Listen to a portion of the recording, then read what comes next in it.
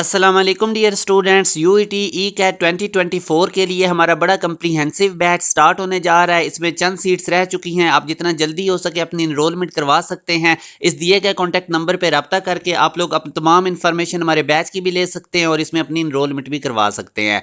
जिन students ने अभी तक हमारे व्हाट्सएप चैनल को फॉलो नहीं किया ज़रूर करें, क्योंकि इसके थ्रू आप लोगों को टॉप ट्रेंडिंग फील्ड्स के बारे में अवेयरनेस दी जाएगी। टॉप यूनिवर्सिटीज़ के अंदर स्कॉलरशिप कैसे गेन करने हैं, तो इस तरह की तमाम अपडेट्स आप लोगों को हमारे व्हाट्सएप चैनल के थ्रू मिलेंगी। इसका लिंक आपको इसी वीडियो के डिस्क्रिप्शन के अंदर मिल जाएगा।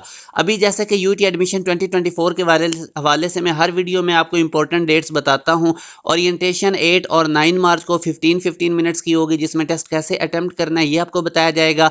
ई कैट का जो टेस्ट है वो 11 से 15 मार्च तक कंडक्ट किया जाएगा। एक दिन में 3 सेशन होंगे और जो लास्ट डेट है अप्लाई करने की ई कैट में वो 29 फरवरी है।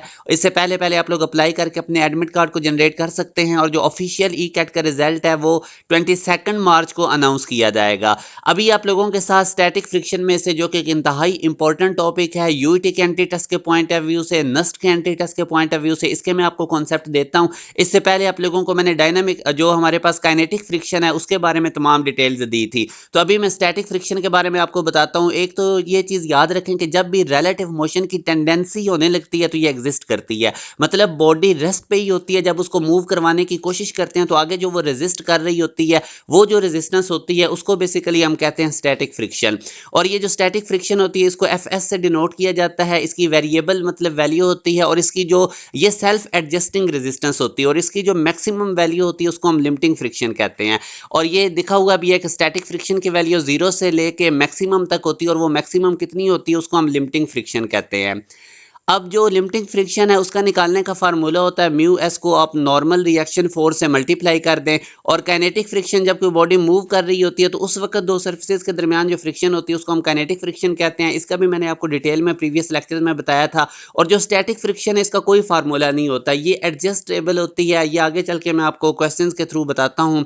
Mu S basically coefficient of static friction होता है, इसको हम लिमिटिंग फ्रिक्शन भी कहते हैं। और जो डायरेक्शन होती है स्टैटिक फ्रिक्शन की वो ऑपोजिट होती है to the tendency of relative motion. जिधर को रिलेटिव मोशन होने लगती है उसके अपोजिट ये एक्ट करती है। अब जैसे फॉर एग्जांपल ये मैस है 4 केजी का, एक सरफेस पे पड़ा हुआ है, 6 न्यूटन की फोर्स हम इस पे राइट साइड पे लगाते हैं। अब ये फोर्स इसको मूव करवाएगी नहीं करवाएगी ये हमें कैसे पता चलेगा? म्यू एस भी गिवन है, फ्रिक्शन फोर्स हमने फाइंड आउट करनी है। तो सबसे पहले तो आपको नॉर्मल रिएक्शन का पता होना चाहिए। अब इसका जो वेट एम जी है वो डाउनवर्ड एक्ट करेगा। एम हमारे पास 4 है, साथ जी लिखेंगे, जी हमें पता है 10 ज्यूम करेंगे तो 40 हमारे पास इसका वेट होगा। तो नॉर्मल रिएक्शन वेट के अपोजिट होगा और वो भी हमारे पास 40 आ जाएगा। तो इस तरह हमें नॉर्मल रिएक्शन का पता चल गया। अब इसके बाद आपने फौरन से लिमिटिंग फ्रिक्शन निकालनी है, जो कि मैक्सिमम वैल्यू होती है स्टैटिक फ्रिक्शन की। और इसका फार्मूला मैंने अभी आपको बताया था, mu S into normal reaction होता है। नॉर्मल रिएक्शन को आर से भी डिनोट करते हैं, एन से भी डिनोट करते हैं। तो म्यू एस आपको पता है 0.2 है और एन को मल्टीप्लाई करें जो कि 40 है तो 8 न्यूटन आएगा। अब अगर आप देखें तो हमारे पास जो लिमिटिंग फ्रिक्शन है, जो मैक्सिमम स्टैटिक फ्रिक्शन की वैल्यू है वो ज़्यादा है इस अप्लाइड फोर्स से।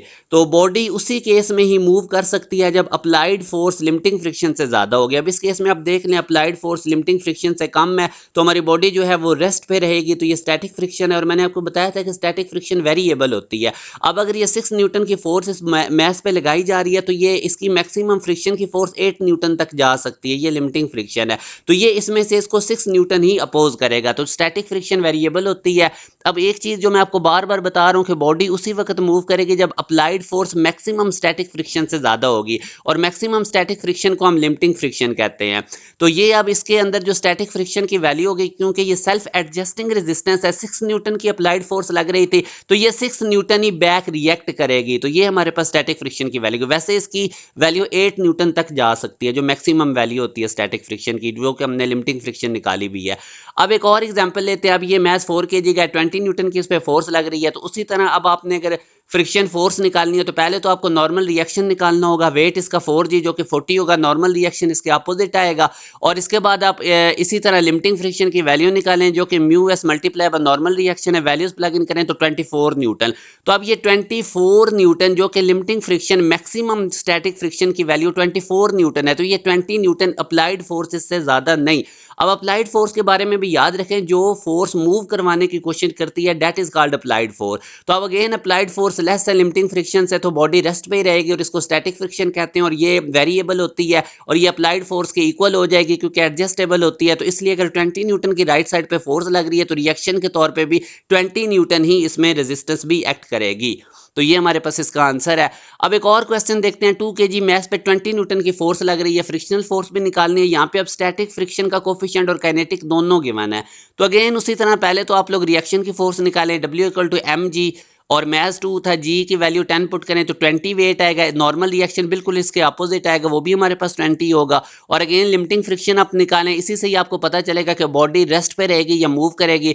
तो इसका formula mu S into N था, तो इनकी वैल्यूज प्लग इन करेंगे तो 12 न्यूटन आएगा। अब यहां से आप देख सकते हैं कि हमारे पास जो लिमिटिंग फ्रिक्शन है वो अप्लाइड, जो हमारे पास अप्लाइड फोर्स है उससे लेस है। मतलब ये कि अब इस ब्लॉक को जब आप राइट साइड पे मूव करवाएंगे तो फ्रिक्शन की मैक्सिमम वैल्यू 12 न्यूटन तक जाएगी। जैसे ही ये 12 न्यूटन से ज़्यादा आप अप्लाइड फोर्स करेंगे, 13-14 न्यूटन, ये तो 8 न्यूटन है, तो ये इसको राइट साइड पे मूव करवा देगी। 8 न्यूटन रिजल्टेंट फोर्स होगी राइट साइड पे। तो इसका मतलब अब ये बॉडी मूव कर जाएगी क्योंकि अप्लाइड फोर्स लिमिटिंग फ्रिक्शन से ज़्यादा है, और ये हमारे पास जो मोशन है ये काइनेटिक।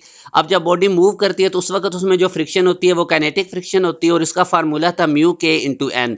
म्यू के आपको पता है 0.4 है, और एन नॉर्मल रिएक्शन 20 निकाला था, तो 8 न्यूटन हमारे पास इसमें फोर्स आ गया। अब हमें पता है काइनेटिक फ्रिक्शन कांस्टेंट होती है, तो ये 8 न्यूटन, जब ये इधर को मास मूव करने लग जाएगा, अब अप्लाइड फोर्स 8 न्यूटन हमारे पास राइट साइड पे है, इनके दरमियान में जो मूव करते हुए फ्रिक्शन सर्फेसिस के दरमियान आ रही है वो काइनेटिक फ्रिक्शन, और वो 8 न्यूटन की है, जो इस मोशन के रिलेटिव मोशन के अपोजिट होगी। अब अगर आपने एक्सेलरेशन निकालना है तो वो होता है नेट फोर्स ओवर मास। अब नेट फोर्स अगर आप देखें तो 20 न्यूटन राइट साइड पे फोर्स है, और जो काइनेटिक फ्रिक्शन है 8 न्यूटन वो लेफ्ट साइड पे, जाहिर है वो इसके अपोजिट होगी अप्लाइड फोर्स के। तो 20 माइनस 8 करेंगे तो 12 न्यूटन हमारे पास अप्लाइड फोर्स आएगी, और मास 12 न्यूटन हमारे पास नेट फोर्स आएगी, और मास हमारे पास 2 था। तो इस तरह हमारे पास 6 मीटर पर सेकंड स्क्वायर इसमें एक्सेलरेशन पैदा होगा। अब ये एक और इंतहाई इंपॉर्टेंट टाइप का क्वेश्चन है, जैसे कि आपको ये नजर आ रहा है मास 1 kg का है, और ये आपको एक वॉल भी नजर आ रही है। इनके स्टैटिक फ्रिक्शन के कोफिशिएंट और काइनेटिक फ्रिक्शन के कोफिशिएंट गिवन है, और 40 न्यूटन की फोर्स अप्लाई की जा रही है। मास जो है वो इस वॉल पे लगा रहा है, और इस पे जो रिएक्शन होगा वो भी हमारे पास 40 न्यूटन का होगा। तो नॉर्मल रिएक्शन हमें पता चल गया। अब अप्लाइड फोर्स याद रखें, ये 40 न्यूटन अप्लाइड फोर्स नहीं, ये इस मास को मूव नहीं करवाएगा, ये तो इस पे 40 न्यूटन फोर्स लगाएगा, तो बैक रिएक्शन भी इस पे 40 न्यूटन का हो जाएगा। मूव करवाने वाली जो फोर्स होती है वो अप्लाइड फोर्स होती है, और वो वेट है जो इसको मूव करवाएगा। Weight equal to W equal to mg, जो इस पे डाउनवर्ड एक्ट कर रहा है, और जो हमारे पास फ्रिक्शन है वो इसके अपोजिट एक्ट करेगी। तो याद रखें अप्लाइड फोर्स वो होती है जो मास को मूव करवाने की कोशिश करती है, वो आगे से फ्रिक्शन प्रोड्यूस करती है। तो यहां से अब आप देख सकते हैं अप्लाइड फोर्स हमारे पास mg हो गया, m हमारे पास 1 है, तो 1 इंटू जी की वैल्यू 10 पुट करेंगे तो 10 न्यूटन अप्लाइड फोर्स। और उसके बाद अब हम लिमिटिंग फ्रिक्शन निकालते हैं, वो म्यू एस इंटू एन होता है। एन हमने निकाल लिया था, जो नॉर्मल रिएक्शन 40 था, इसको म्यू एस से मल्टीप्लाई करें तो 12 न्यूटन। अब आप यहां से देख लें जो लिमिटिंग फ्रिक्शन है वो ग्रेटर है अप्लाइड फोर्स है, मतलब कि ये ब्लॉक जो है ये मास है ये रेस्ट पे ही रहेगा, मूव नहीं करेगा। और ये स्टैटिक फ्रिक्शन हमारे पास होगी, और ये वेरिएबल होती है, एडजस्टेबल एडजस्टिंग रेजिस्टेंस होती है, फ्रिक्शन होती है। और ये भी हमारे पास अब इसकी वैल्यू जो है वो 10 न्यूटन ही होगी, क्योंकि 10 न्यूटन की अप्लाइड फोर्स थी, और मैक्सिमम लिमिटिंग फ्रिक्शन 12 न्यूटन तक जा सकती है। तो अगर 10 न्यूटन अप्लाइड फोर्स लगी है तो ये 10 न्यूटन का ही रिएक्ट करेगी। तो हमारे पास स्टैटिक फ्रिक्शन यहाँ पे 10 न्यूटन। तो ये इंपॉर्टेंट टाइप के कॉन्सेप्ट मैंने आपको दिए हैं, ये आपके बहुत ज़्यादा काम आने वाले हैं। और जो स्टूडेंट्स भी प्रॉपर वे से प्रिपरेशन करना चाहते हैं, आपके लिए हाईली रिकमेंडेड है, हमारे बैच को ज़रूर ज्वाइन करें। तमाम सब्जेक्ट्स की आपको कम्प्रीहेंसिव वे से तैयारी करवाई जाएगी। एक चैप्टर को 1 या 2 लेक्चर में कंप्लीट किया जाएगा, उसकी वर्कशीट दी जाएगी, साथ ही कैट पैटर्न पे एक टेस्ट दिया जाएगा। इस तरह आपका सिलेबस कंप्लीट होगा। उसके बाद आप लोगों के क्वार्टर बुक, हाफ बुक और फुल बुक करके टेस्ट लिए जाएंगे। तो ज़रूर आप लोग इस सेशन को ज्वाइन करें।